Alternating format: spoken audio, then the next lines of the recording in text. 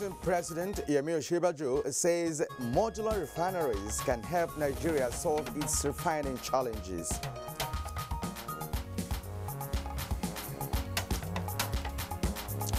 Federal government to engage 7,500 graduates as community tax liaison officers under the N-Power program.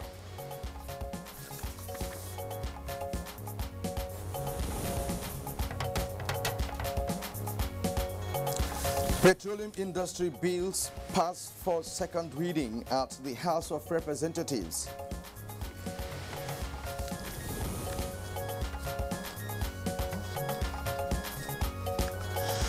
Our focus on Good Morning Nigeria today is on developing the mining sector in Nigeria.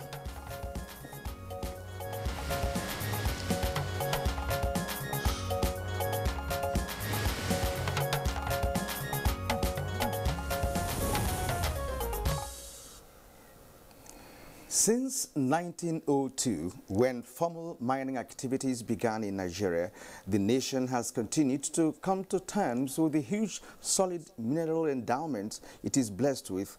At the last count, there are over 44 identified solid minerals waiting to be exploited at the commercial level.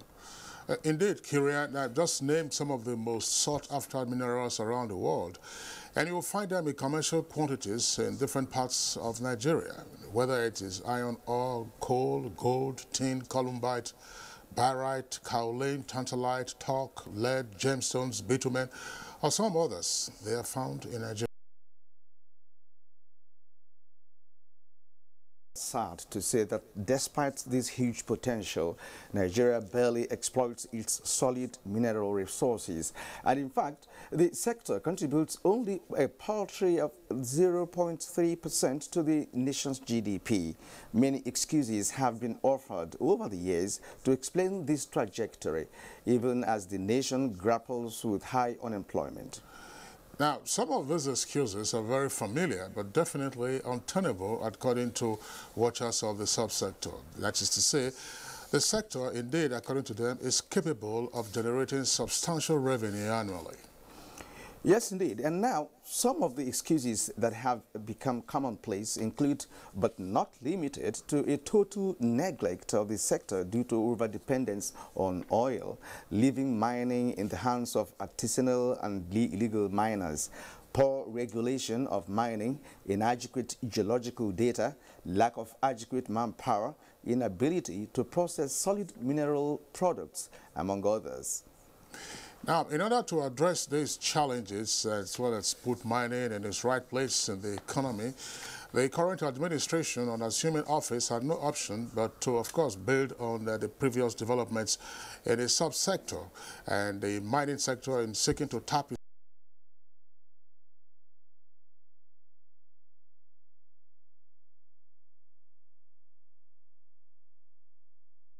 sector roadmap.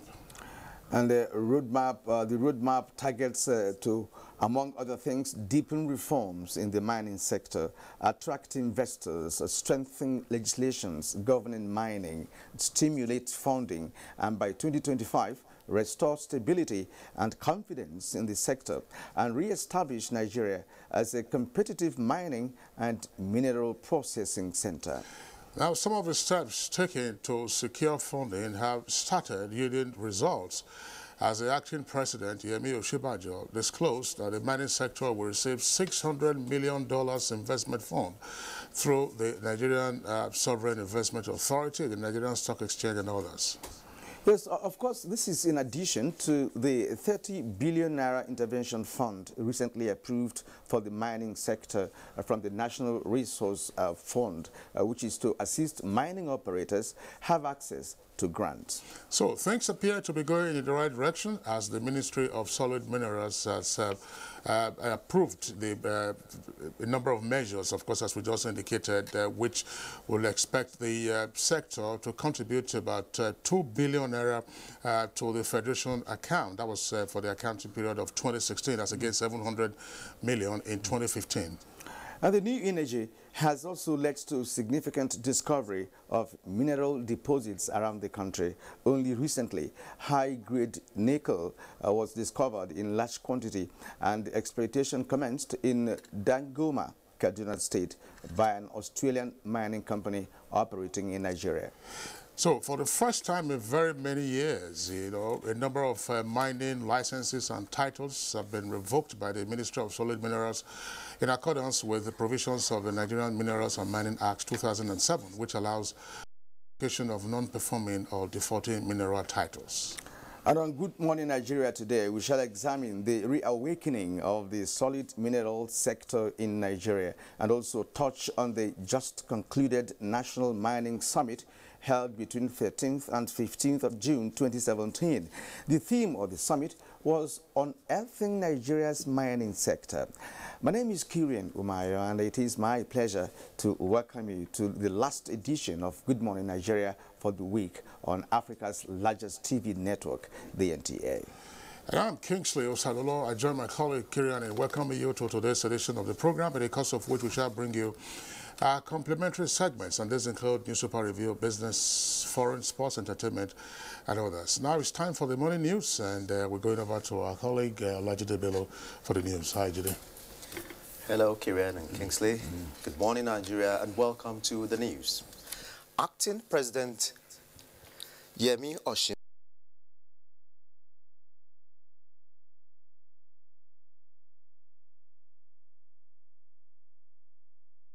gave advice at a conference on modular refinery holding in Abuja. State House correspondent Jide Onifade reports that Professor Osinbajo says Nigerians need to be creative and innovative. There is no nation on the face of the earth that would have the sheer amount of oil and gas resources that we have, and that will not be innovative and creative about its processing and production.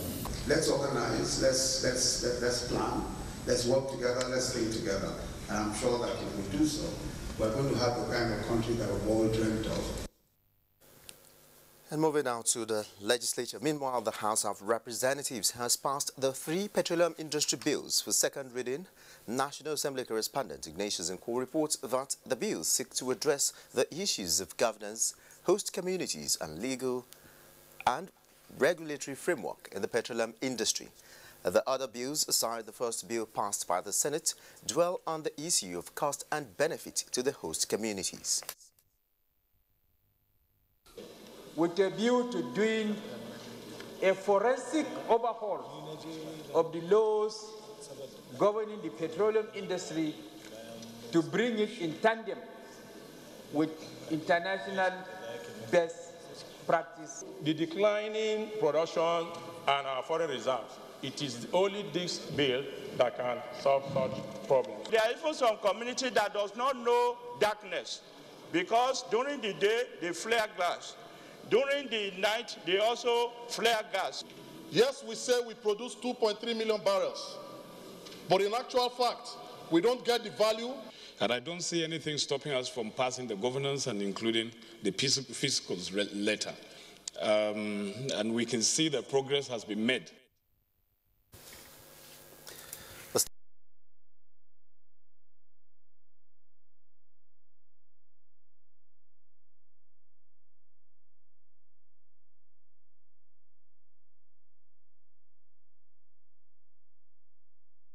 Kaduna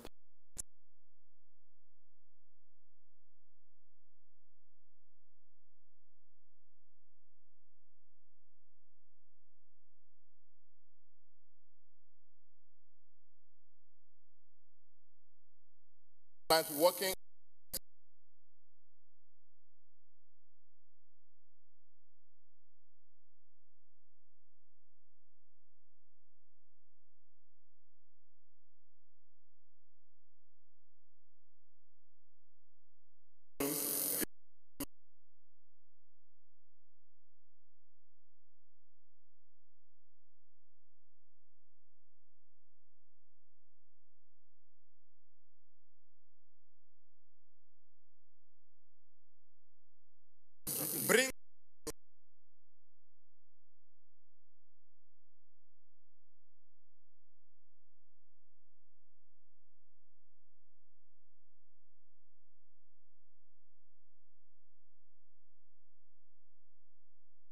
away from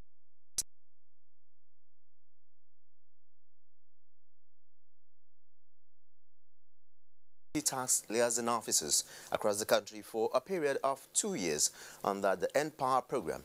Minister of Finance Kemi Adeosun says the officers will be engaged to raise awareness and educate citizens across board on the tax system in Nigeria.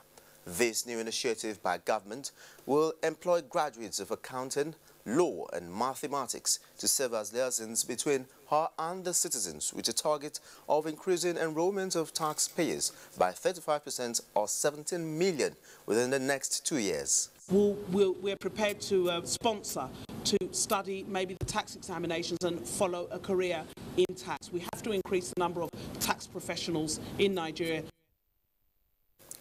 And experts in mining have listed legislation and cost of environmental impact assessment as obstacles to achieving the African mining vision in Nigeria. This was at a workshop on validation of the African Mining Vision Gap Analysis Report. Musa Abubakar reports that the African Mining Vision is also geared towards addressing the continent's infrastructural constraints without undermining safety, health and environment. And compare it with the African Mining Vision. They've identified those areas that were in line with the African Mining Vision, and there are areas that are gaps. I think the gap analysis does a wonderful job to pinpoint the elements of correlation, but also synergies. Develop institutional and human capacity, optimize knowledge and use of mineral resources. Now to security matters. Nigeria has continued to explore ways to develop the capacity of her military to face contemporary challenges of protecting the sovereignty and territorial integrity of the country. The latest is the inauguration of the Army War College in Abuja. Nigerian Army Resource Center, the site for the new academy, reports that the nation's premier military academy is concentrating on operational art, military leadership, strategy and interagency cooperation. The establishment of War College by the three services of our armed forces therefore underscores the importance that this administration places on improvement and development of professional military education. It is very germane that we train our operational level commanders to understand the dynamics and think out of the box to develop feasible strategies to defeat the adversaries and their allies. And still on security, due to the disturbing resurgence of armed banditry and kidnapping along Abuja-Kaduna Road, troops of 1 Division Nigerian Army have carried out clearance operation at Regional Forest, Kaduna State. In a statement by the Director, Army Public Relations, Brigadier General Sani Kukasheka Usman, the troops condoned the armed bandits camp where they arrested the suspected notorious gang leader, Sani Ibrahim, known as Butu, who has been on the wanted list of security agencies in Kaduna State for a long time. The troops also recovered a motorcycle and 25 goats from the camp. Similarly, the troops, in an ongoing operation, mounted ambush along Zamfara State border with Kebbi State, in which they neutralized 3 armed bandits and recovered 134 cows and 13 sheep. And that's the news for now. Kieran and Kingsley will be back after this break. If you hear a bomb explosion or gunshots of an active shooter, that might be a terror attack. At such times, always remember 3 action words. Run, hide, report. Don't try to run towards the terror scene to save the situation, because there might be a second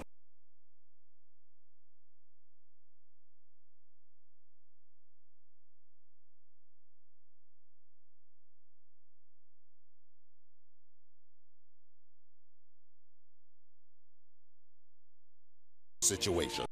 When in a secured environment, promptly call relevant authorities and help will come.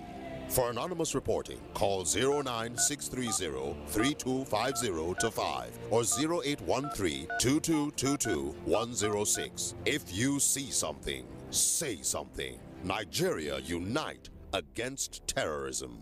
This message is brought to you by the Federal Ministry of Information and Culture. winning in hot and dry conditions is hard.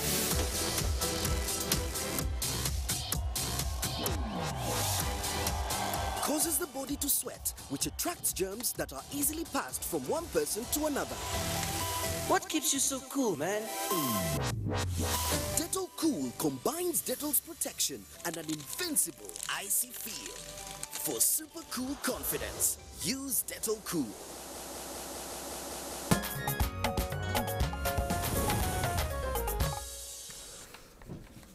Central Bank of Nigeria says a special open market to mop up over 200 billion naira from the Nigerian banking system is in the offing.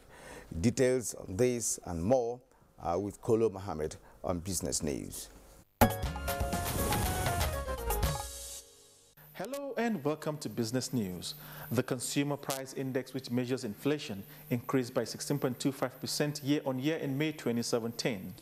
This figure is 0.99 percentage points lower than the rate of 17.24% recorded in April. This decline represents the fourth consecutive decline in the rate of inflation since January 2017.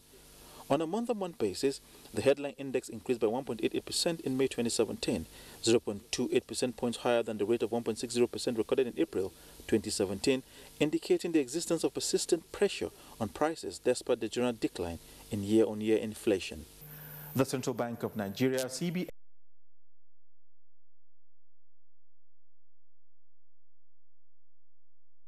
through a special open market operation. The rate of 16% per annum. This is the bank's latest move to further rein inflation. Rising from a meeting of Bankers Committee in Lagos on Thursday, June 15, 2017, the Central Bank of Nigeria said its decision to mop up liquidity was in reaction to the maturity of 206 billion naira on Thursday, June 15, 2017. Acting Director Corporate Communications Department of the Central Bank of Nigeria, Isaac Okorafor, explained that the Apex Bank decided on the rate of 16% per annum due to the falling rate of inflation, which he noted will continue to fall. In another development, the Central Bank of Nigeria says it plans to sell 133.24 billion naira, which is $424 million worth of treasury bills at an auction next week. The Central Bank of Nigeria issues bills twice a month to help the government fund its budget deficit, support commercial lenders in managing liquidity and curb inflation. Latest closing figures from the equities market reveals that the all-share index gained 0.59%. Let's now see how trading on the floor of the Nigerian Stock Exchange went down.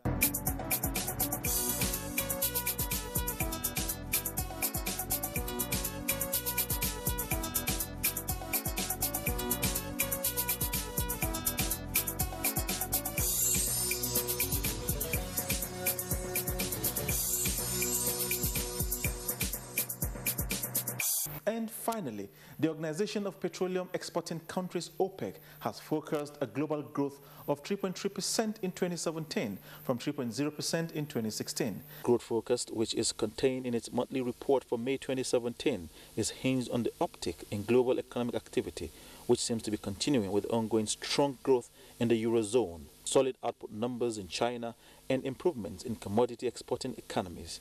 OPEC says the ongoing rebalancing in the oil market is also boosting global growth, but observed that the U.S.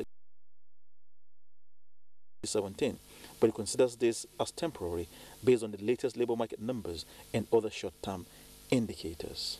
That's Business News. Thanks for watching.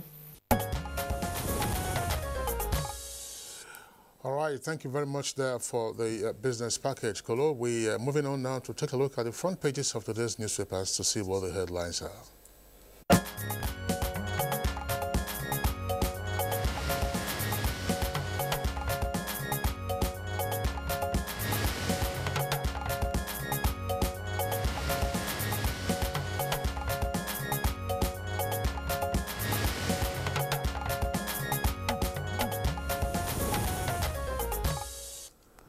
And our newspaper reviewer, Bayo Aotebi, is in the studio with us. You're welcome to Good Morning Nigeria, Bayo. Good morning, Korea. Today is Friday, Korea. Yeah, of course. Kingsley, good morning. And good morning, Nigeria. Ask Kingsley what his plans are.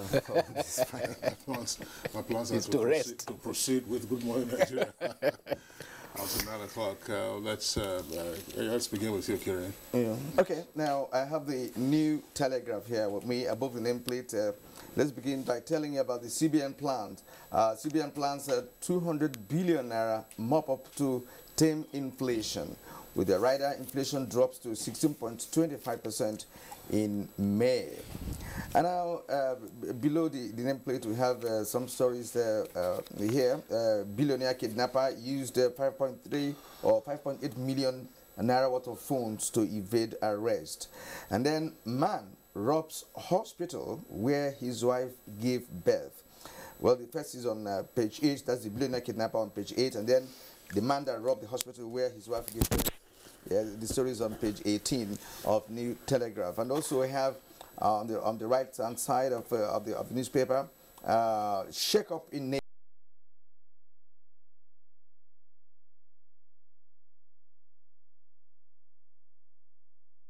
Acting President Ojebajo.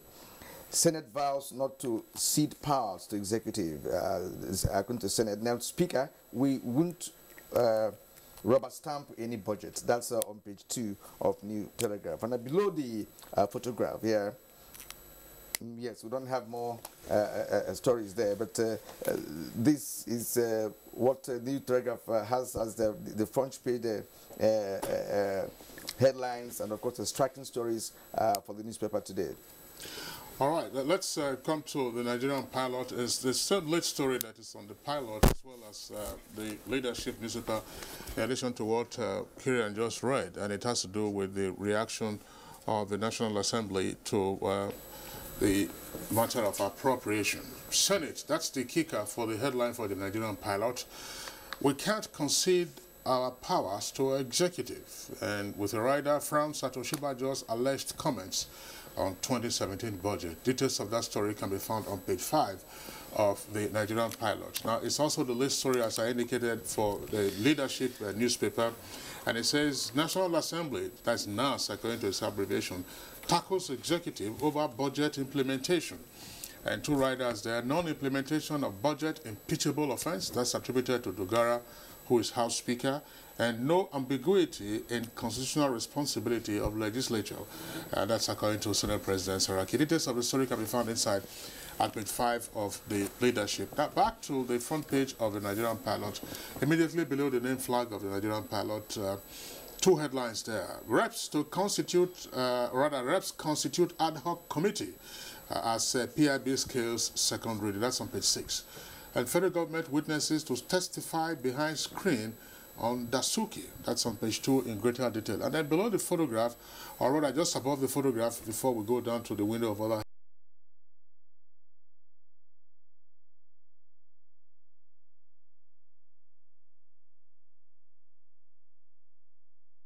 as I said, a window of other headlines. On page 6, Eid al-Fitr, Senate goes on 3-week recess.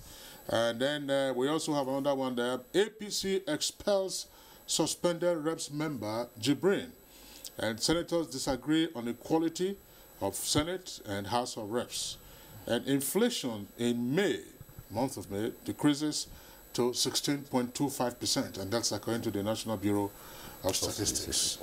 Well, let's link that up now. The Kirian read that story about 200 billion to be flooded into the market to check inflation.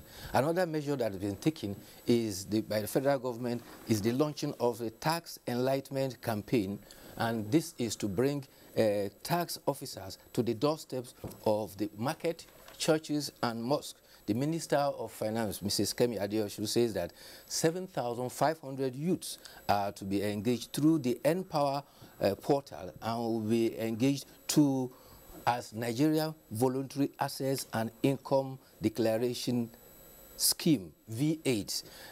They will be in communities and they will serve as community tax liaison officers, CTLOs, and they will earn a basic salary of 30,000 naira a month with other incentives. The target of government is to increase taxpayers' income, which is currently at about 14 million to about 17 million. The target is in 2 years, Nigeria's tax, which is about 6% of GDP, is supposed to be boosted. Now, talking about the reactions from the Senate, Both the Senate and the House of Reps have reacted to comments by the acting president that the National Assembly cannot increase the budget. Both presiding officers say the National Assembly did not overreach itself in jacking up the budget. Senate President says the Senate will not surrender constitutional powers to the executive. Also, at the plenary says the House of Representatives will not be a rubber stamp. The question is, whose role is to propose and whose role is to approve and appropriate? The other question is, does approving and appropriation preclude or include that of proposing? These are constitutional questions, and there are already indications that the Attorney General of the Federation may be seeking clarification from the Apex Court. All right. Interpretation, exactly. Now, blueprint. Federal government workers threatened strike over 290 billion naira salary arrears, and that's on page 6 of a blueprint. And the lead story here is, well, National Assembly replies, acting president, we have powers to pad budget. That's on page 6 of a blueprint. And below that, you have the photograph of suspected cable vandals at the Abuja electricity distribution company. You know, they are paraded, you know, of course, with the cables that they were alleged to have stolen. And below that, we have federal government will recruit. Well, we have that in other newspapers. Now, protracted blackout, bane of North's industrial growth. That's the Senate. The story is on page 14, and just below that, budget padding. APC expels suspended Jibrin. Kinsley also read that in one of the national dailies there. And we have recession, self-inflicted, VC chief imam. The story is on page 17 of a blueprint. Okay. All right. Let's turn to the leadership newspaper again. For the other stories on this front page. Actually, there are two stories that we're taking from there now. Leadership, just below the name flag. Federal government targets 17 million taxpayers in 2 years. And suspected bunkers take over oil pipelines in Lagos. Details of that can be found on page 17. Yes, there's this story that Kyria read about Jibril Abdulmumini Jibrin having been expelled. Actually, this expulsion took place at his local government area. Bebeji, the All Progressive Congress of that local government, said he was summoned to appear before a 5-man committee twice, and he refused, and then he now stands expelled. Federal government to urgently adopt and send to it the report of the 2014 National Conference for possible adoption. The leadership reports that this report was in fact tabled before the National Assembly on May 27, 2014, but the Senate in its wisdom then stepped it down. The rationale for the Senate calling for it that currently there are rising challenges facing the nation about threat to unity, peace, and forces of ethnicity, division, and religious intolerances are on the increase. Also at the Senate has closed for plenary for Eid al-Fitr. But before adjourning, there was this issue about which of the two chambers of the National Assembly is superior. Senator Na'Allah had raised the opinion that because the two chambers cannot work without the other about appropriation, they were equal. Senate Minority Leader Abuja contended that the Senate is superior to the House of Reps because the Constitution gave confirmation of nominees exclusively to the Senate, that as an indication for superiority. The Senate leader called for a point of order, and he says none of the legislature can work without the other. Therefore, they are equal status. But something of interest is that both Lawan and Naala were former members of the House of Reps and who are now senators. Governor Afabio was former governor of Akwa Ibom and is now a senator. There are no indications of any former governors striving to be members of the House of Reps, and there are no indications of former senators going into the House of Reps. But it's a question of perception. But this issue of upper and lower chamber, why does it always play out? You know, it is not there in the Constitution. But if you want to evaluate, go by the status of representation. Every state in the nation has There is no state in the federation that does not have more than 3 representatives for the House of Representatives. Also, look at the remuneration that goes to members of House of Rep and the Senate. There you see there is a difference. Yeah. So apparently there's a first among equals. Exactly. That is my opinion anyway. Okay, now let's go to the Punch newspapers and get some of these stories there. Let's begin with the headline: Alleged corruption. EFCC set to reopen probe of a CCT chair. And with the writer, Jonathan's finance coordinator wanted for alleged $48 million fraud. And then above the nameplate we have 7 reasons Nigerians love iPhone. Well, and then below that we have on the budget, National Assembly tackles Oshibajo. Well, we read that in other newspapers. Inflation drops from 7.24% to 16.25%. We also read that before in other newspapers. Now, let's move a little down to the bottom of the Punch newspaper and see what is there. Now we have protesters storm Plateau Assembly, reject Lalong's pension bill. And then APC BOT member drowns in FCT flood, and the party mourns. And on the right, we have federal government hires. Well, we read that again. 7,500 graduates to boost the tax revenue. That's for Punch newspapers. And I think at this point, we will be concluding this segment of the program. Thank you, Bayo, for coming. Thank you for having me. All right, but still, good morning, Nigeria. Reaching you on the network service of the NTA. We'll take a short break now. When we return, we'll take our principal item for discussion.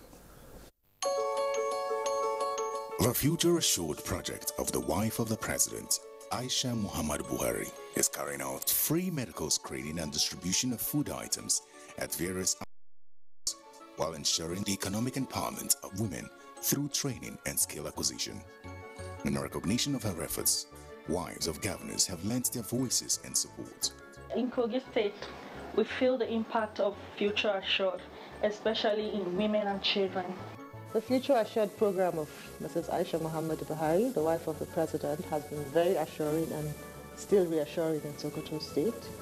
It has impacted positively in the areas of humanity, especially women and children. Supports the Future Assured initiative. Email programs@futureassured.org.ng. Future Assured, promoting and protecting the lives of Nigerian women and children.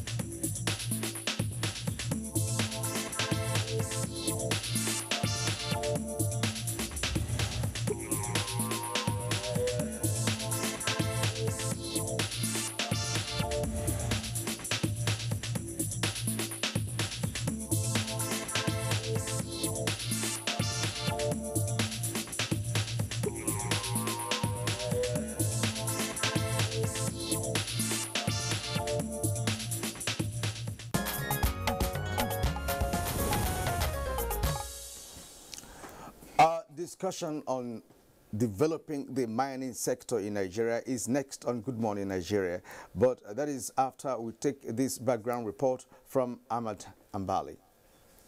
Has not been thriving because of that tension between the federal and the state.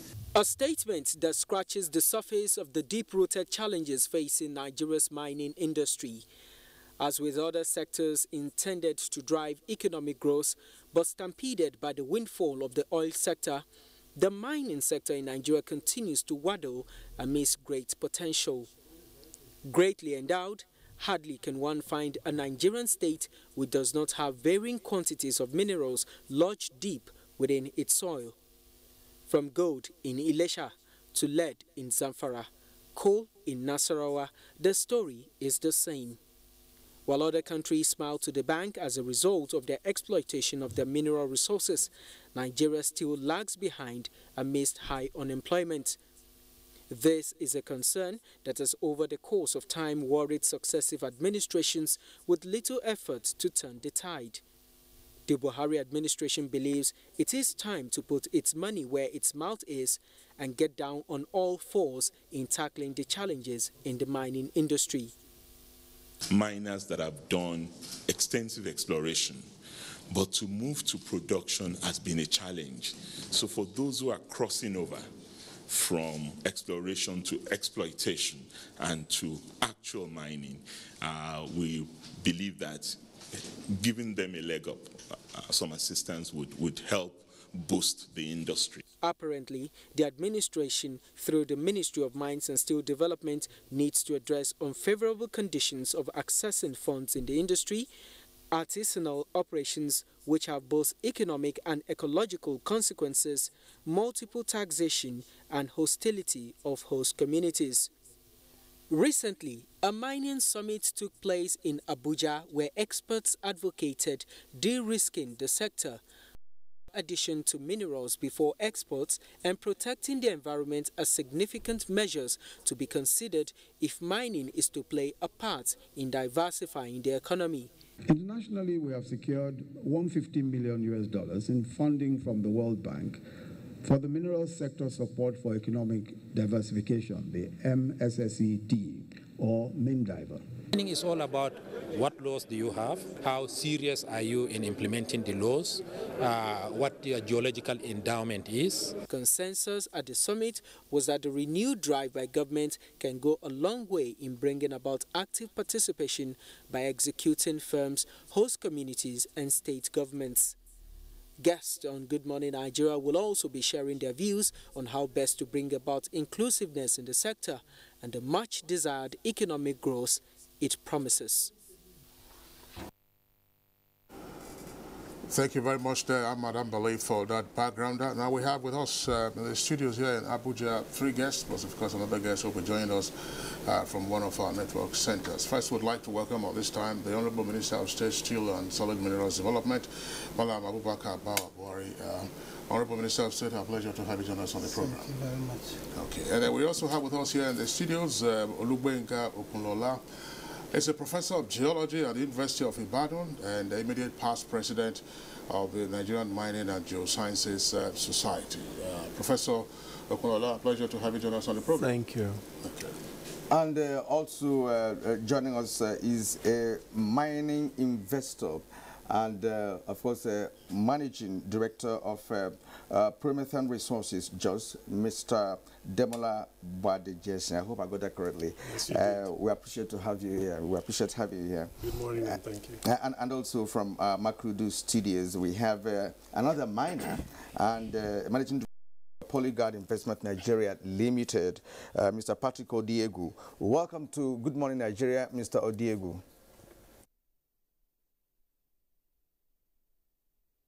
We can actually barely hear you, but you're welcome to the program. Kinsley, take the first shot. All right, so let's begin with the Minister of State, who is in charge of solid minerals and steel development. One of the things that has been done in the last 2 years has been the design of a roadmap for the solid minerals subsector. What is the state of the implementation of that roadmap? Thank you very much. When we came on board,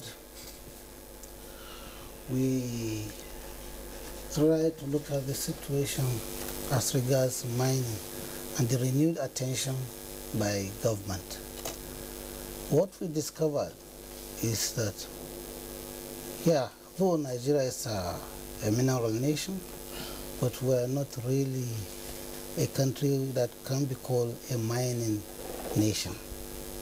We try to look at what the problems have been, and what we discovered is that although we've tried and made attempts to move this sector, the political will was not there. But now, with the present administration trying to diversify its economy, the President has specifically, on several occasions, mentioned the issue of solid minerals. And when we were given the mandate, what we needed to do was to look at the situation and see how best we can move this sector. Although Nigeria has been in mining for a long time, but because of discovery of oil, we all moved to oil and gas and ignored activities in the mining sector. So what we did was to bring all the stakeholders together, discuss on the way forward so that we can return Nigeria to the mining map. And what we did was, as a result of this engagement with stakeholders, we produced the roadmap. The roadmap has been approved by the Federal Executive Council, and just yesterday we had a workshop with the UNDP, because there is this African mining vision signed by most African countries in 2008. They've reviewed our roadmap. They've seen areas that are in line with the African vision, and they've seen areas that there are gaps. But as a result of our engagement yesterday, we were able to convince them on why we had what we have. He who wears the shoes knows where it pinches. So we know, yes, there's a vision, but the vision has to be with our local realities. And that we've been doing. Part of what you saw, the summit you saw, has to do with the roadmap. Where mining is taking place in most countries, Australia, South Africa, Canada, you need summits like that. We have the Indaba in South Africa, PDAC in Canada, and the African Down Under in Australia. So what we did to bring to Nigeria stakeholders, particularly within the African region, we were able to get ministers in mining from South Africa, Kenya, Cote d'Ivoire, Niger, and Ghana to share experiences. So what we are trying to do is to bring all these mining countries to Nigeria, or investors into Nigeria, to see what we are doing so far. So our roadmap is supposed to be a guide to where we are going. All right, sir. We've had roadmaps in many sectors in this country, and this is not the first roadmap that's emanating from the mining sector. Now that the present administration is known to be serious about diversification of the nation's economy, so we have the belief that this roadmap is implementable. Now, that, of course, takes us to the question that I want to put across to you. That is, there's a target out of this roadmap. That target is to see how mining can contribute at least 3% to the nation's GDP. Now, what is the level of implementation? How has it been so far, implementation of that roadmap? Well, so far, so good. If you look at the roadmap very well, there are things that we consider to be short-term, medium-term, and long-term. It's a roadmap that is supposed to cover 25 years. And the roadmap is in line with our mining law. This mining law has not been tested since 2007. Why? Because attention was not to this sector. So when you look at what we've been doing, particularly in the area of licensing, we've improved. There are licenses that have been dormant, we've cancelled them, and we've increased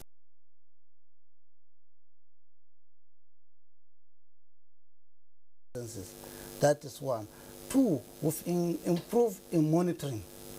And because of the improved surveillance and monitoring, the revenue in mining has increased from 2007, which was barely 700 million, to 3 billion in 2016. And what we've been able to do, again, because of the renewed attention, there is this budgetary allocation improvement. Before now, mining, the ministry was just being given 1 billion to run its affairs. In 2015, we were giving 7.5 billion. Because of that, we were able to buy vehicles and so on to be able to monitor activities across the country. Because of that, we saw really improved revenue generation from the sector. As part of what has been happening, we were able to address, or we're still addressing legacy projects like the Ajakuta, Etakpe, Aluminium Smelter Plant, and so on. These are areas we've gone to. There are legal issues surrounding them. We intend to resolve all these issues so that Nigeria, instead of spending money importing steel into Nigeria, will be able to produce our own steel. So there is this renewed attention to the sector, and we are working hard to keep pace with the needs of Nigerians. All right, just before we bring in the other guests, one other question. You talked about the recent meeting, international conference, where you had guests coming from different parts of the world. What were the takeaways for you, and then, of course, for us as a country?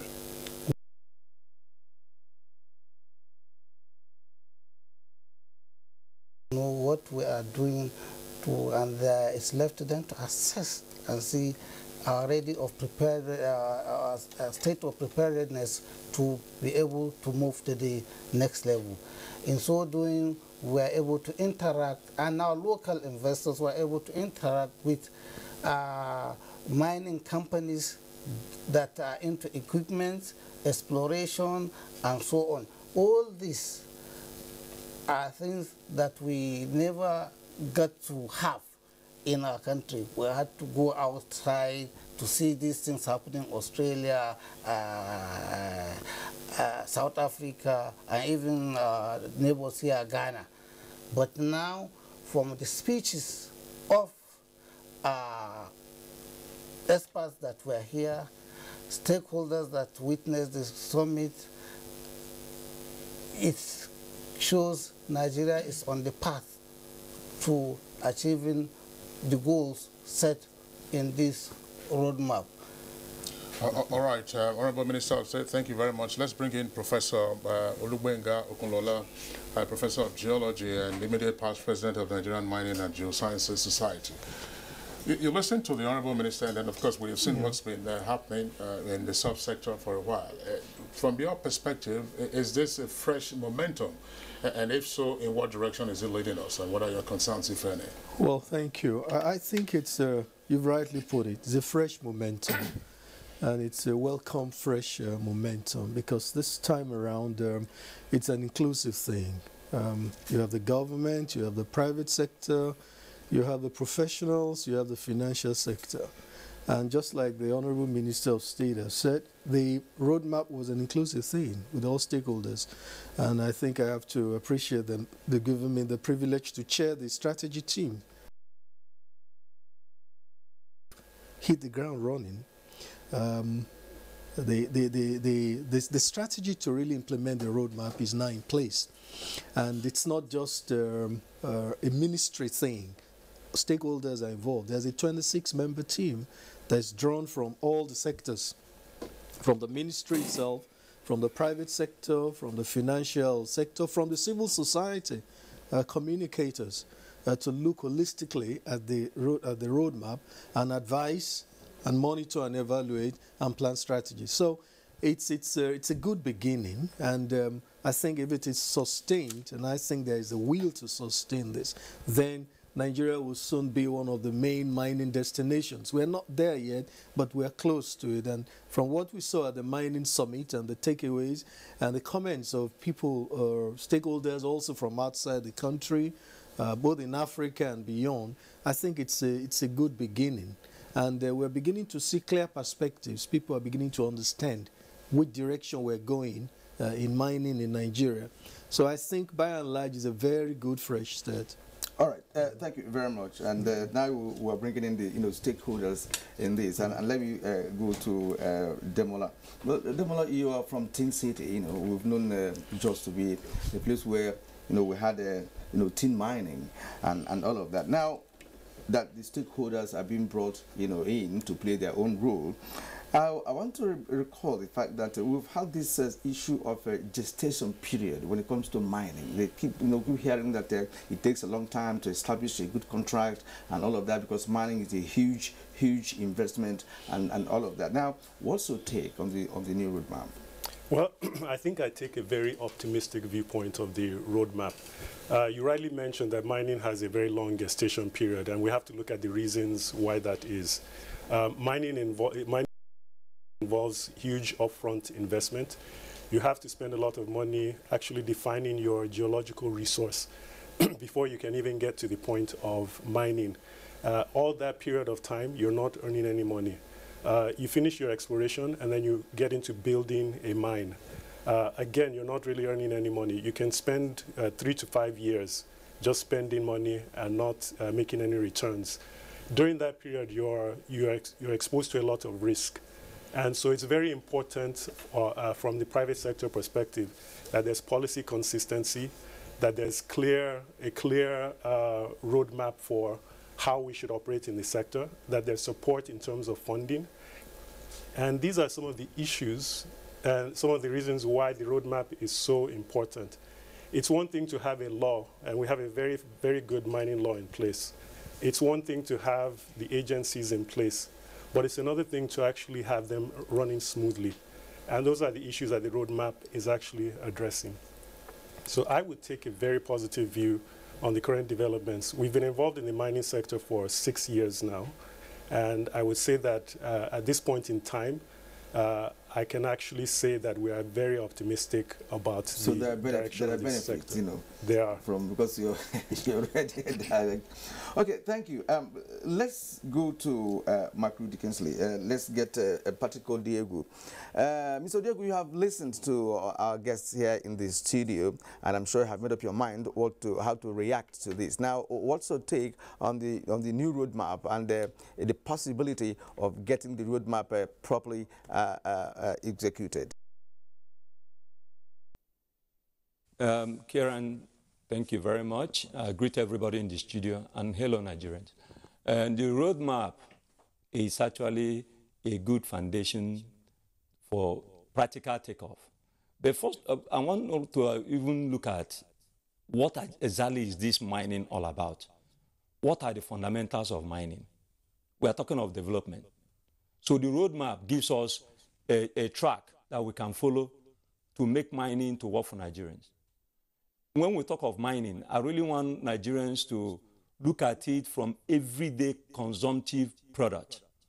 Things that we use are all emanating from solid mineral. And I want to go on the position of the practical miners, the artisanal miners, ASM, artisanal and small-scale miners. They've really, really been battered. The system is unabating. But I believe that the roadmap has come up with a structure that can be followed through to bring the right, to actually develop the business of mining. Because mining, it's really unfortunate that we're in a country that is so blessed, but on an equal token,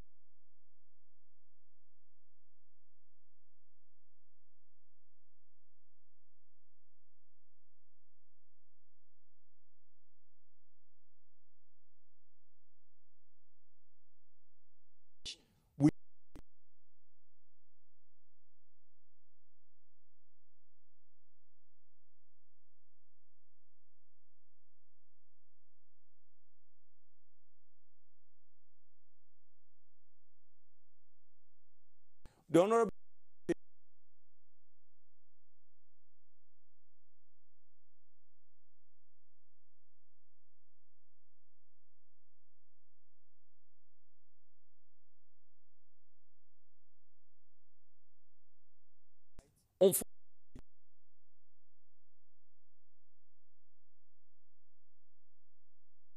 a product that can actually ignite a strong economic activity in our rural areas. It's found in more than 7 states of this nation. And people have the audacity to give waiver for people to import the same product into this country, under waiver. For crying out loud, why? Nigeria should be forced. We should put this country first. If you look at Donald Trump, I don't want to really go into politics because I'm not a politician. I'm a small-scale miner. That's all. I don't want to be anything else. We need to take Nigerians first. We need to come up with a proper, practical step to develop this nation. Anything else, we are just bleating around. And we shouldn't do that. We have what it takes. In most sites, you have multiple products. So if we say that we are budgeting money, I've overheard the acting president mention 600 billion as a new infusion from the Sovereign Wealth Fund. I mean, these are not something that you mouth and then you wait 100 years for implementation. In fact, immediately as he's saying it, miners are already being shortlisted, assessing it. These things are practical. We have a site. I'm going to raise up barite here. Maybe the camera can show you the milled barite. After more than years, I've just been fortunate to have a 60-ton trial shipment. And to bring out the product from the site, it's a nightmare. The truck nearly tipped in. To go to banks and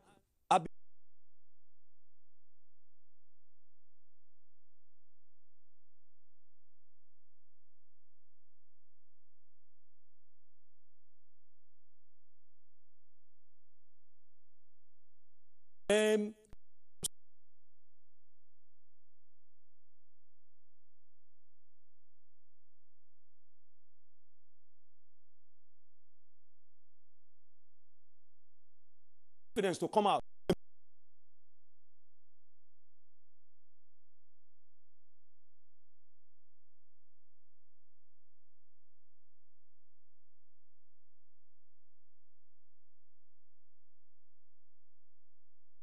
Nigeria.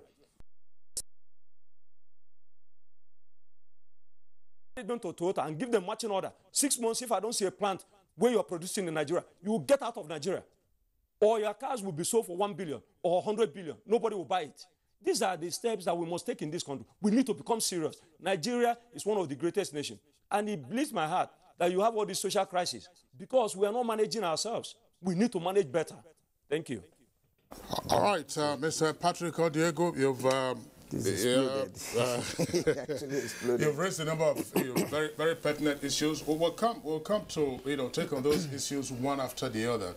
But I would like us to return to Professor Okunola again to have some insight into the strategy for the implementation of a roadmap. Now, because one of the issues that we know very well in this country in terms of political management, when you say there's no political will, you are having your roadmap now, another government administration comes and says, oh, no, there were issues with this, let's jettison it and then, begin again. BA, as the saying goes. So what, again, are those key posts in the strategy document for implementing the roadmap that will give confidence to stakeholders? You listen to what Mr. Odiego was saying. We'll break down some of those issues to take on subsequently in the course of the conversation. Thank you. Well, I listened to Patrick, and he's passionate because he's there in the bush and he's doing the works, and that's what's representative of most of the miners that we have in the country. But at the same time, mining, one thing we have to know about mining is that it's not emotional. It is practical and it's real. And you need to plan. And that's why I said it's a fresh start. One good thing, we've had roadmaps, just like you said, in the country, but the implementation is the issue. And I think one good take on this is that there is a team now and a strategy.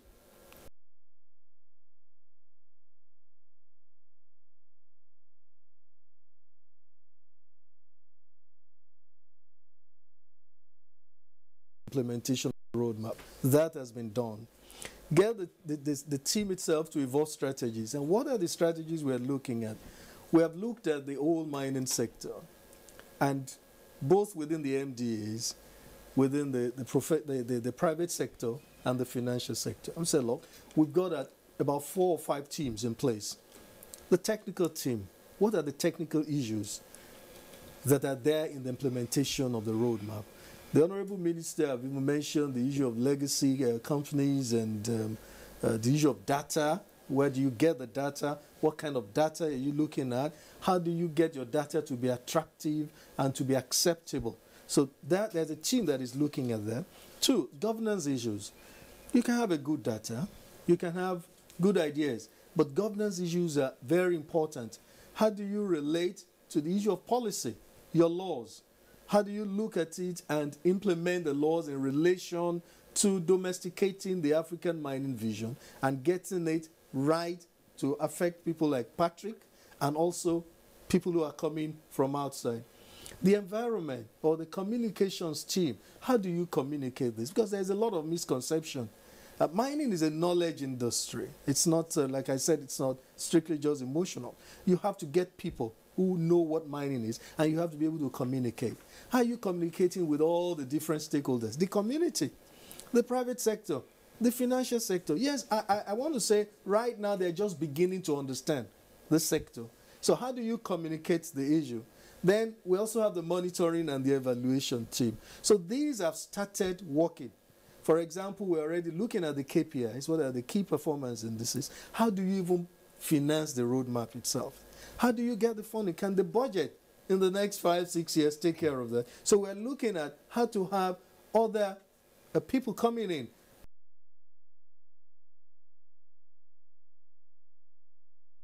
The World Bank, other agencies that we can harness funds. What are those areas that you think can be covered by the budget? What are those areas that you need to look outside? What are those areas that you need, even local investors and local funding? How do you bring the private sector in? Because the mining sector is not really 100% a government sector. Government is just to be regulating, to be advising, to be money, and then you leave it to the private sector. How do you bring them in? How do you attract them? So these strategies are now being put in place, and we're still within the timeline of the first 6 months. So we have, for the first 2 years, what do we want to get? Like Patrick said, the initial thing is, how do we get it to industrialize locally? The issue of export it can come later. In fact, it's not, to me and to us, it's not really the main attractive thing to get your tantalite outside raw and all that. It does, but how do you get the clays where you have all in about 26 states of the country to get into ceramics production? How do you get your barite, like he's been said, to get the oil industry to buy into these and then convince them that they need to look at the Nigerian content? How do you get your cement, which is a good story now, but there are still gaps, even though it looks as if how do you get it to get the price stabilized? Because the limestones are there and all the other raw materials that go with the limestones, so that we can have for local industry first. So there is a strategy also for that within the first 2 years.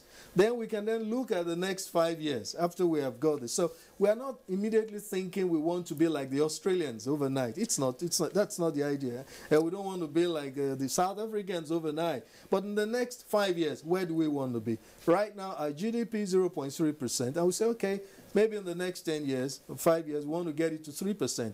But the acting president gave a marching order during the conference I had, said, look, why can't we make 12%? And this thing is possible if it is well planned and we focus on it. And just like the Honorable of State have said, and then with the MDAs, how do you get them fully involved? How do you also get some reorientation from what has been happening before? Which MDAs do you have in mind? I mean, the ministries, departments. I'm talking about Nigerian Geological Survey for the agencies, for data, the Mines Inspectorate Division, the department for monitoring. How do you get them to have more logistics? We still need more people. They need to, there has to be more employment. Yesterday, at the roadmap gap something we're looking at, we still need to have many more capacity development, more capacity development in the ministry. So these strategies, how many people do we need in the next 1 year as geologists, as mining engineers, and all that? So to be able to kickstart this industry. So now the implementation is getting some momentum, and I think it's the right place. All right. Now, I think he has raised a very, very pertinent issues now, because from what he has said, it means that there should be proper planning, because it's really a huge, process. Honorable Minister of State, Prof, raised some issues. Then Patrick did too. There is this foreign investors issue by Patrick, who is saying that Nigerians are capable of doing this, you know, for now, as a background, you know, before you begin to look out for people to come and participate in the process. Now, the financial aspect of the roadmap is also, you know, put a question, and you know, the value addition of locally made ones. And besides that, you know, where do you place the artisanal miners in all of this? Because they are often referred to as illegal miners. Like Patrick and others who are in the bush and are doing the needful, who are really the legal miners, as the case may be? Are they captured in this roadmap? Well, thank you very much. I want to say that the so-called illegal miners and the artisanal miners are really the pathfinders of mining activities in Nigeria. And what we decided to do is not to look at them as illegal miners, because if the three major objectives we want to achieve had to be achieved, then we have to plan for them. That is the area of collection of revenue, creation of jobs, and monitoring activities that has to do with the environment and human health. So what we've decided to do for artisanal miners is to organize them into cooperatives and find a way of funding them. Just like you rightly said, funding has been an issue and will continue to be an issue because mining is a very expensive business. You will need money to really be able to move this sector. For the small-scale miners, who are also the main activity movers of the industry right now, we are trying everything possible to protect them. He knows, Patrick knows, we were in Benue, we saw what they were doing, and all the problems that we have are problems we've identified in the roadmap, and we try to make sure we include those who were really practical miners in the formation of the roadmap and its implementation. It's not the ministry that is handling this thing alone, because we thought the best way to go about it was to include those who are practically in this thing, those in academia, and the Association of Miners in Nigeria. That's what we are doing. We've identified infrastructure as the major problem. Without infrastructure, there's no really way. The way we had to get to the mining site was a difficult one. And the kind of things they are doing involves bulk materials. So in most mining countries, you need railways. That government is trying to do now. We are trying to rehabilitate the narrow gauge rail lines that have linkages to most of Nigerian cities. And if you look at the railway coming from Lagos to Kano, it's tried to take care of the central corridor. And this central corridor is where most of the mining activities is taking place. And we're also trying to look at the inland waterways to dredge the river Niger, create inland port in Baro, Lokoja, and deep sea port in Warri for movement of bulk materials like iron ore, this barrage is talking about, bauxite, and so on. Without this, we will be talking of serious mining. But for the artisanal miners who are into gold and gemstone and so on, we've been trying to assist them, guide them, advise them on the best way possible. What we are trying to do now is to ensure that these foreigners that we have, that are mining our products, we insist on beneficiation, value addition in our country. We are now encouraging them that no mineral will be taken out unprocessed from Nigeria.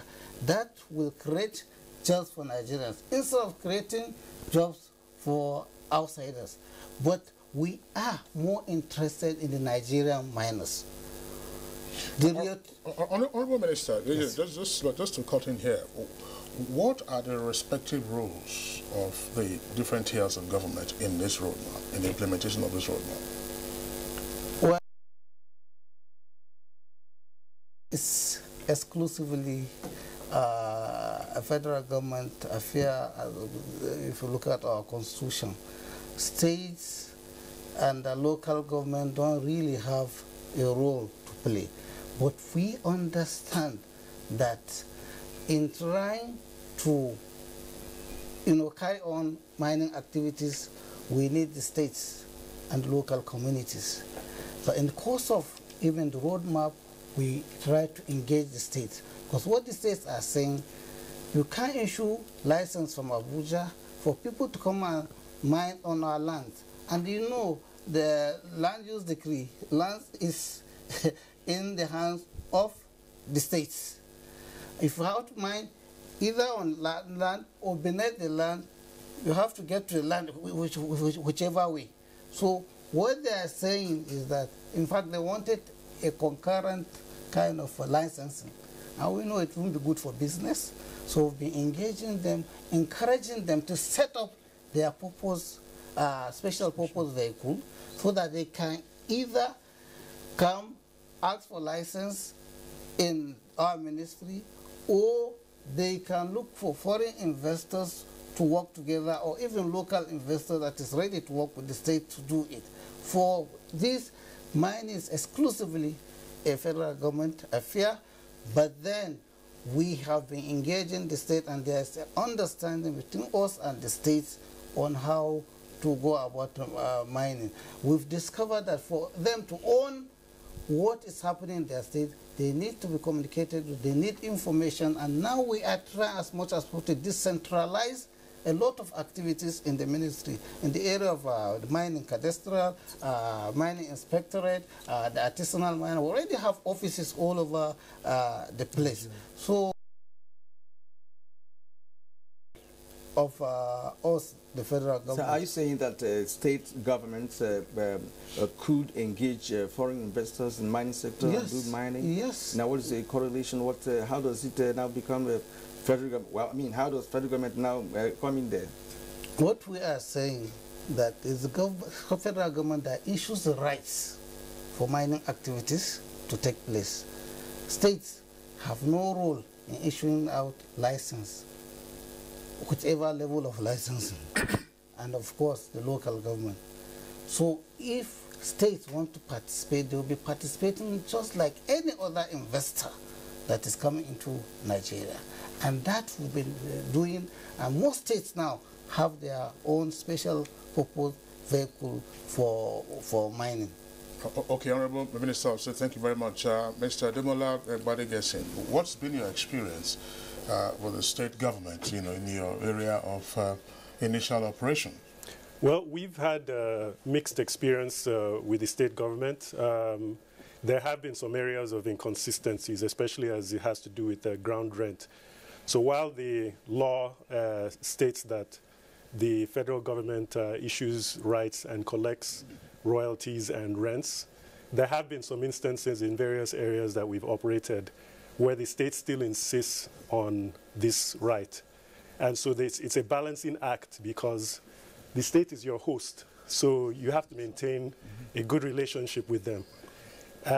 You have no choice but to obey the laws of the federal government, so you definitely must do that. We are caught in the middle. And so this is one of the areas and one of the reasons why the concept of a roadmap is so important. Because as a private sector operator, you have limited leverage. You're yanked between different constituencies, not just the state government, because in our tradition, so even outside of the state government and sea of O's that the state government would issue, you still have to engage with the local communities as well. You have to enter into community development agreements.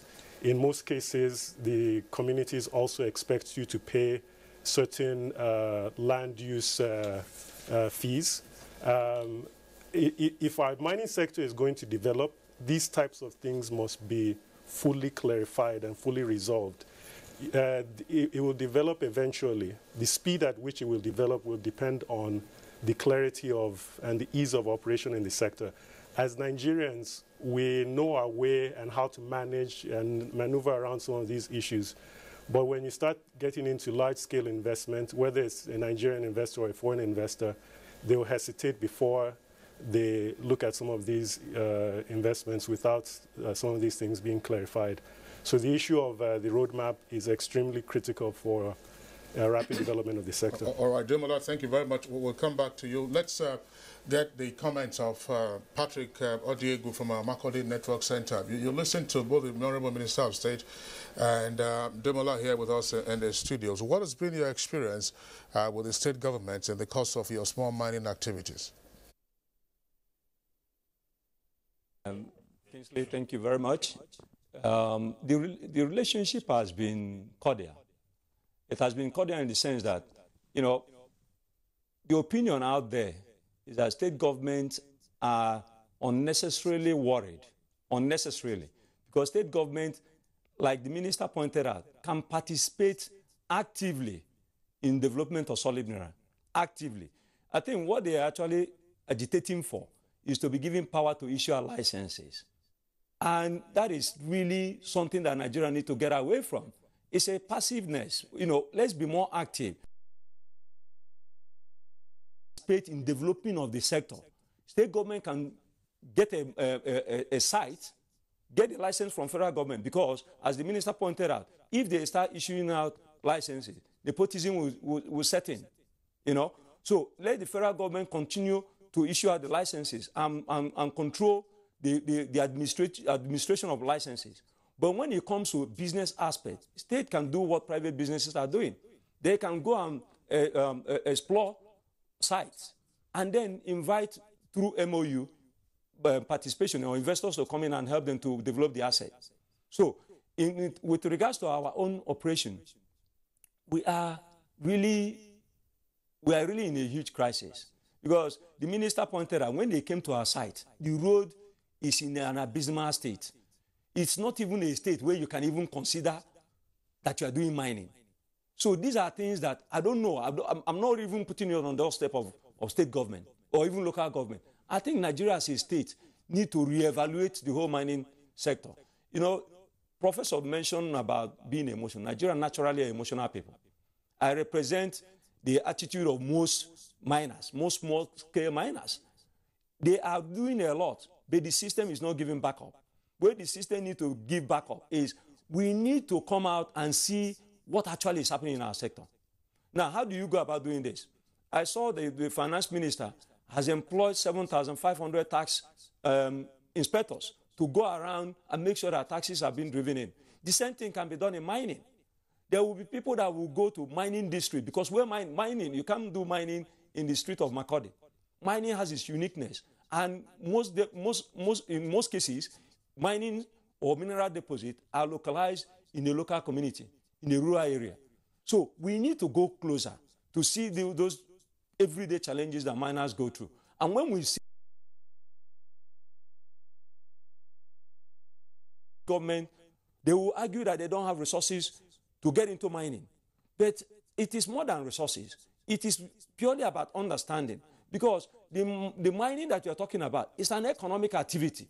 That simply follows after exploration has been done, because as the professor mentioned, there has to be order. You can't mine without exploration. You'll just fail woefully. You need to explore and show that the mineral is there to the quality, to the quantity that can return your investment. But when all these are done, and the miners are still struggling to get market, are still struggling for access, then something is wrong, seriously wrong. What I will show up here is lead. When we mine barite, in the process of mining barite, we produce lead as well. This lead contains silver as a minor mineral inside it. Now, if we export this thing to China, because we need to practicalize this thing so that Nigeria can understand what we are playing pranks with. We are playing pranks. So the roadmap can go about correcting most of these things. But we need more, so much more. We need to practicalize what we are doing. We are talking of huge economic development. And if we are going to compete with other nations, we cannot continue to think that what we have is not good enough. We are not going to look for any other nation to give us standard. We can give our own standard. And we have done this in a practical form. Our company, we have suffered hugely. There was a time when there was crisis between herdsmen and farmers. Everybody has to run. For more than 4 years, nothing happened. We will still need to pay our service fee, because if you don't pay our service fee, you'll be cancelled out. So there are imbalance in the system. And that imbalance, I lay it on the hands of federal government, because federal government has the scope, has the power. If our challenges are in terms of equipment, what does it really take federal government to match make miners with equipment producers and give them guarantee so the equipment can come and move product? What does it take to build railway? What does it really take? Nations are doing it, so why are we in exception? Why are we looking to borrow money to do things that we can do ourselves? I'm really worried. I'm worried because I'm a parent. I know that what I'm seeing in the street of Nigeria is worrisome. And if we don't develop strong economic base, this thing will continue to exacerbate. So I'm really pleading. I'm pleading with the system to really look at Nigeria again with a different eye, especially the solid mineral sector. We need to look at it from a different eye. If those foreigners that are coming here, they will be looking for lead that is above 60%.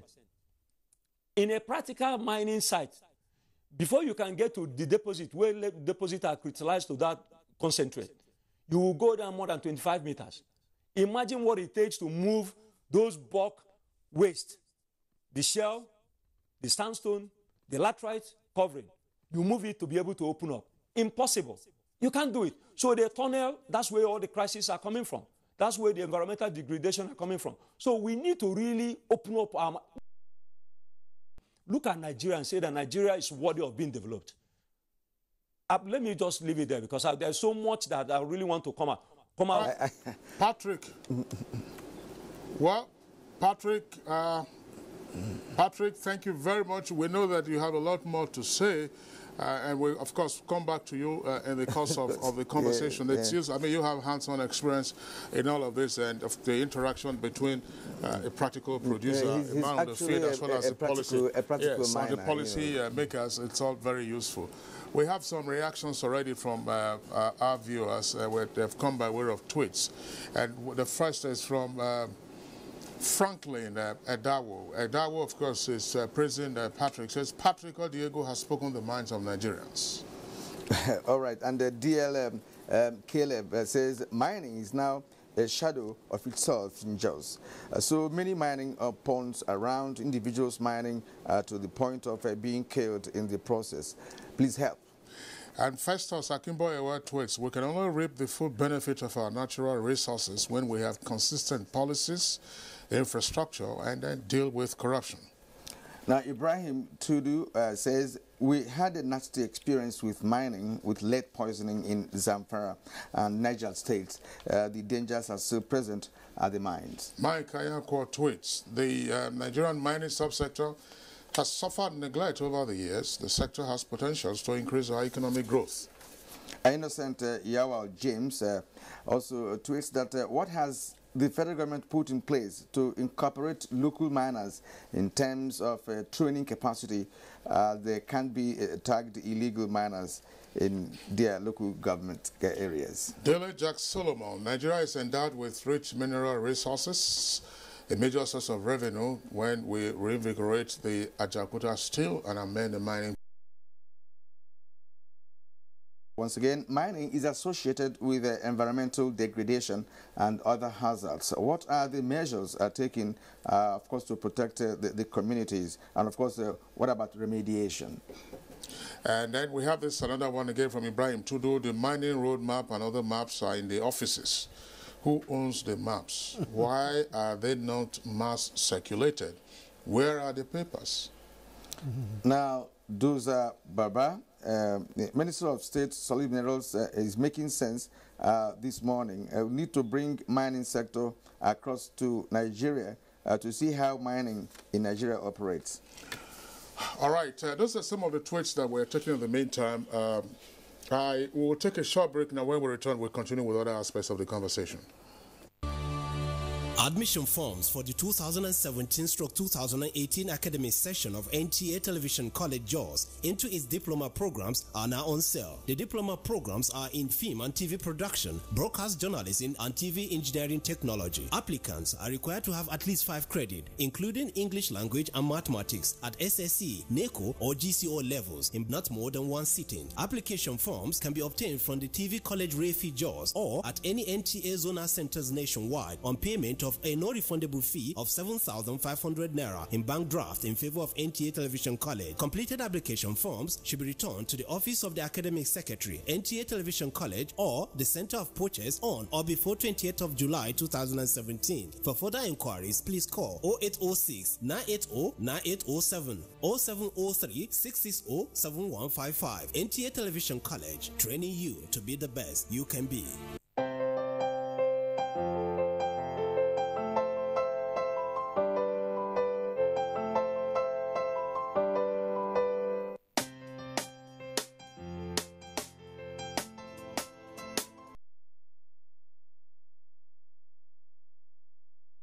Change, stand up, Nigeria.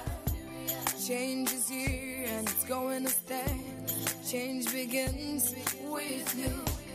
Oh yeah, make we go. Go to so let the change begin from within. Look at you, oh get roller. Change begins with you and me. Change begins with me. Change begins with me. Change begins with me.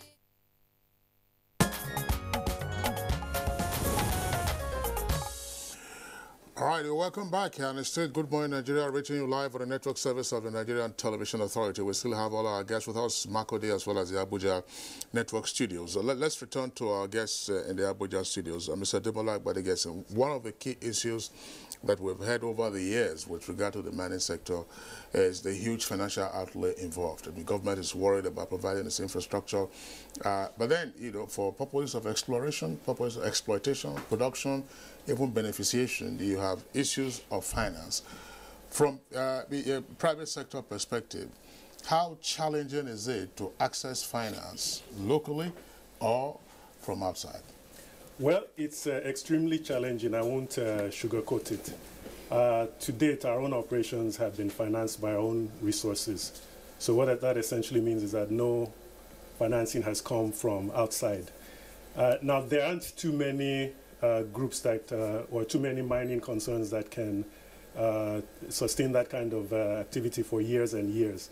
And so when you ask the question of why mining is not really growing in Nigeria, that's one of the answers, because understanding mining to not having the mining opportunities structured in a way that they can understand. And just the very nature of mining, as we discussed before, you have a long gestation period where 3 to 5 years, you're just spending money. If you go to a bank with that kind of prospect, they're not in that type of business. They're in the business of financing and getting repaid relatively in short-term periods. So to some extent, you can't actually blame the banks for not engaging in this business. They should come in at a later stage, maybe when you're at you're in mining and you're generating cash flows. The role at this stage would be for more equity investors. So very encouraging, and these are one of the things that makes me very optimistic, and more than optimistic, I'm very sure that in the next few years we'll see a lot more activity in the mining sector. There are a number of initiatives in place right now that are addressing this gap. For example, the NSC has recently relaxed their rules to enable mining companies to list on the basis of the reserves that they have. So what that means is that if I've proven my deposit to a certain level, I can potentially list on the stock exchange. The federal government has recently inaugurated the Solid Minerals Development Fund Board, and that's an entity which will carry out interventions in the mining sector to create a sound infrastructure for the mining sector to reduce the cost of actually carrying out mining operations. So you can think of a situation where the Solid Minerals Fund will invest in laboratories, in training schools, in equipment manufacturing firms, in processing firms, so that we don't have to bring in everything from outside if you're going to engage in mining. Then another initiative is the geological data generation. One of the hugest expenses in mining is actually generating the data, because that's what it's all about. As a company, than anything else. Once you have your data, you can go to the bank with it. Now, if the government is able to step in and create a baseline of geological data, it makes it easier as a private entity going in to be able to take the next step to actually getting into a real mining concern. So why then are we crying for foreign investors? I mean, foreign investors will not come in here with their portfolios. We expect them to come in with equity, with machinery, and so on and so forth. So what is the role of foreign investors in this very critical subsector? I think that there's no reason why as Nigerians we can't develop the sector on our own.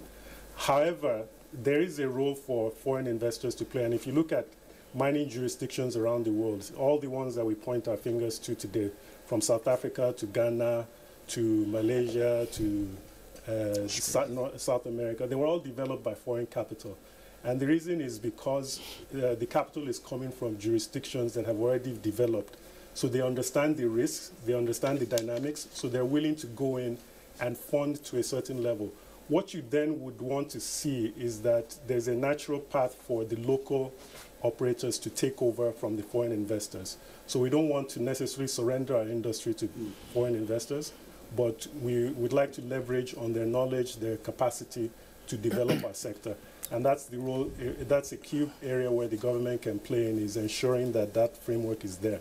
All right. Thank you very much indeed. In the course of your explanations, you talked about the other jurisdictions, whose mining sector were developed using foreign, capitalization, and that brings us to the issue of the foreigners' involvement in our local mining business. In November last year, about 36 miners were said to have been killed in Zamfara State. But how of mining being handled to assure particularly foreign investors of their safety? I'm talking to the Minister of State. Well, security has been the challenge to not only mining but all other areas. And the case of Zamfara comes to mind. 36 people were killed, and I think what we had was local rivalry between some of the miners and their people there. But when it comes to the issue of security in mining, we have a committee that has the civil defense, police, army, DSS, including EFCC. And that committee is working, and right now, most of these security agencies have a mining department, particularly that of DSS. They've been, not DSS, the civil defense. They've been working with us, and they are providing security to mining infrastructure, and also providing security for our miners. We've not really developed it to the level we want, but we can assure our miners that we, as part of our roadmap, is to provide enabling environment which includes security for them to operate. You brought the issue of foreign investors. That is key. We want to develop our mining sector to a level that, just like we need them, they will need us. But before we can do that, we have to develop our data. We have to develop data that is bankable. And that's what government is doing. The pension fund that government is trying to put in place is to encourage exploration. They will come to do exploration for you because it's expensive. But if you do exploration and they see results, they will surely come. But for now, what we have in place are artisanal miners and small-scale miners, and we are trying our best to encourage them. The MINDAB program, the World Bank program, is meant to assist those who have reached certain level in mining. And we have consultants that are checking on those who have applied for this intervention, and very soon a lot of our investors, local investors, will be enjoying this funding. Okay, well, thank you very much, Honorable Minister of State. Professor Kunola, how does the implementation strategy of the solid minerals subsector address the funding gap we have at the moment? Yeah. Let me just look at it historically. It's important. Was there mining in Nigeria before? Fantastic. Mining up to about 1975 was contributing 12% of the GDP. I like to put it on record that at least 2 cities in Nigeria were built because of mining, even Jos and Enugu. The port we have in Port Harcourt did not evolve because of the oil and gas industry. It was mining. So if we had got it right before, then we can get it right now. Even it was crude then. What was the level of funding? What was happening? It was because there were policies that were put in place. And then there was a policy somersault between 75 and the 80s, and everything went down. So it's important that we now go back and begin, just like we're doing now, to plan properly. Mining is a marathon. That's why I say it's important that we don't get too hyped up, but we take it one after the other. The Honorable Minister mentioned the issue of infrastructure. The rail lines in Nigeria were built as a result to get the mining something from the north, also to the south, even to the east, to get the tin to the port. Now, at this time also, was it only the government? I mean, then, was it only the government? No. Foreign investor, local investor, even the community. And this is what we're trying to do also with the strategy of the roadmap. The government has this enabling role and putting all the structures in place. The Solid Minerals Development Fund, the Intervention Fund, trying to get infrastructure. But at the same time, it is a comprehensive thing. Now the central bank is also now getting involved. And I think the Honorable Minister said that. And the Bankers Committee had met several times for them to be able to understand the peculiarities of the mining industry. That will take care of people like my brother Patrick and the miners who are right there in the field, both the small scale and the big time. But you still need foreign injection. There's no doubt about it. Mining is global. At the end of the day, global, and at the same time, local. It generates the employment, it stimulates the economy and adds to the GDP. How is it now going with the mining strategy? Development partners are coming in. I'm sure maybe in the course of time, a lot of them are even meeting with the ministry because it's getting more attractive. All right. Nigeria is saying the right thing, so it's getting more attractive. The financial sector is coming in. And if you look at, just a minute, I'm sorry. If you look at what's happening in the cement industry, you see that it's the local people, Nigerians, that are now stimulating industry. So when it gets to a level where it's been tested, you don't need to attract people. They will come in themselves, and we want to be part of the pie. And that is the stage we're in now. All right, Professor. Demola did raise one pertinent issue concerning the entire process. He talked about the hugest, let me use his words, is the geological data. Yes, now, as a geologist, what is the quality of the data, in this sector that could, like you said, attract the foreign investors? Let me also look at it historically, if you don't mind. The Nigerian Geological Survey is almost 100 years old. And I like to give it to this agency. They've not been sleeping. There is also a lot of data. But then the issue is, at this level of our mining development, are we not talking about applicable data for that? The data we have in Nigeria, for example, scattered all over the different agencies, still raw materials, even raw material research and development, the Nigerian Geological Survey. There is need for integration. There is need for integration.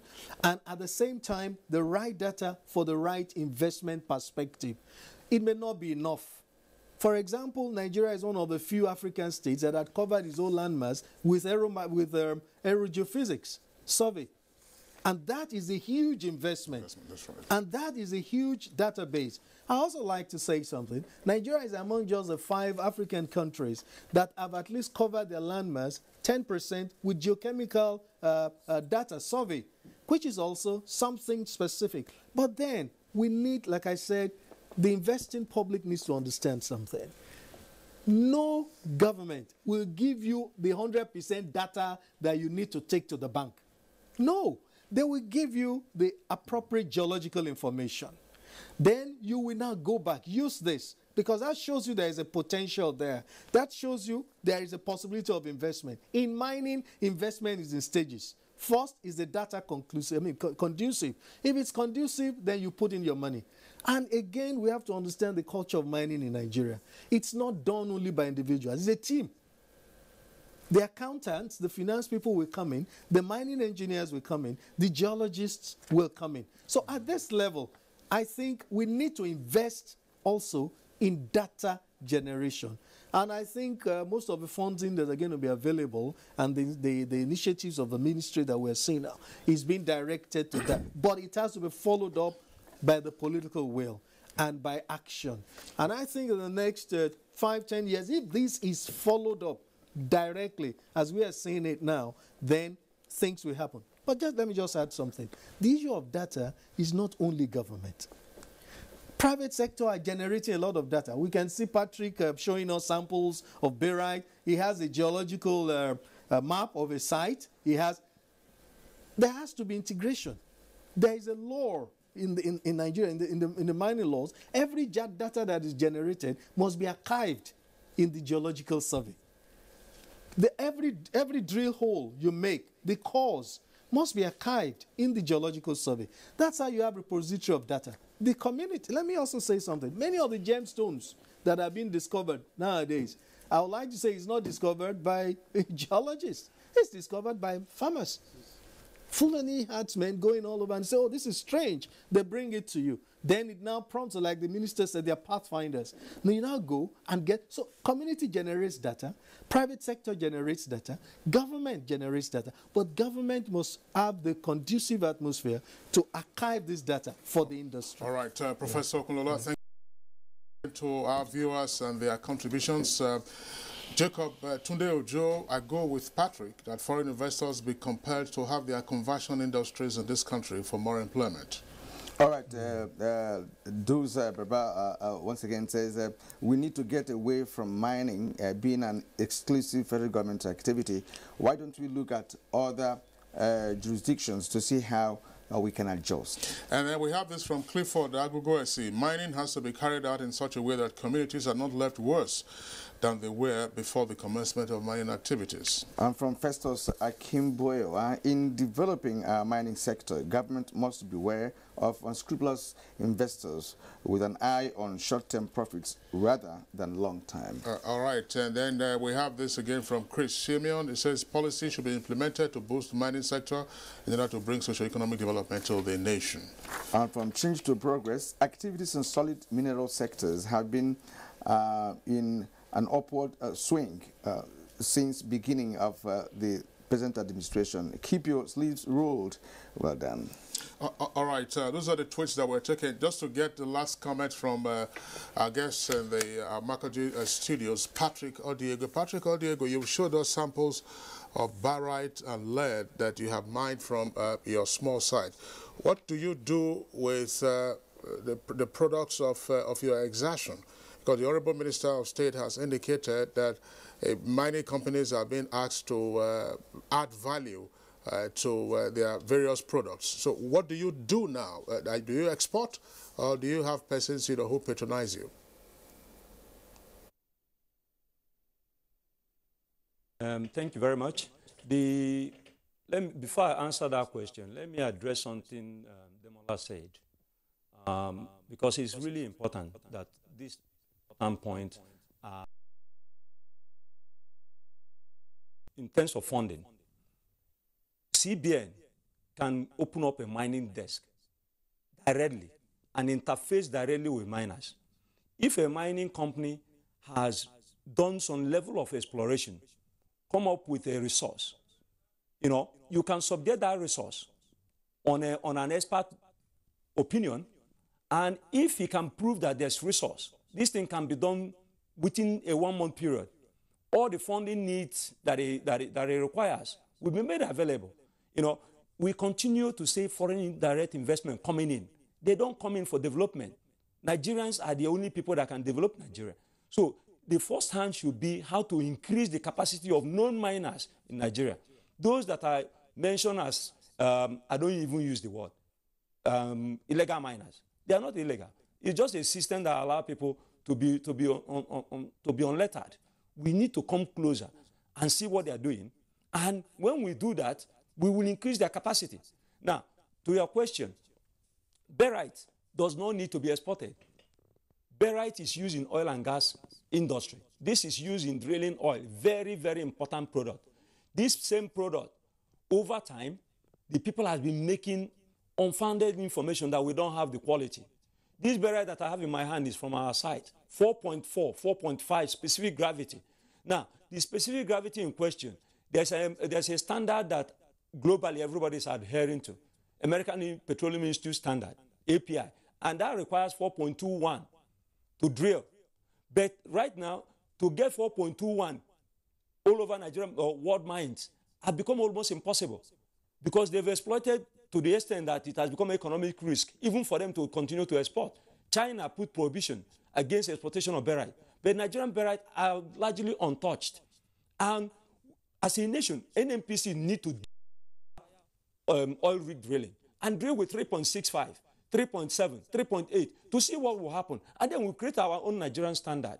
So let's not always go and copy what other nations are doing. Let's look at what will work for us Nigerians and add the capacity here in Nigeria. I have the opportunity to be a dual nationality. I have Swedish nationality. I've lived in Sweden. My family is in UK. So I see and I do this comparison. And I've come to a complete, simple realization. Only us Nigerians can develop Nigeria.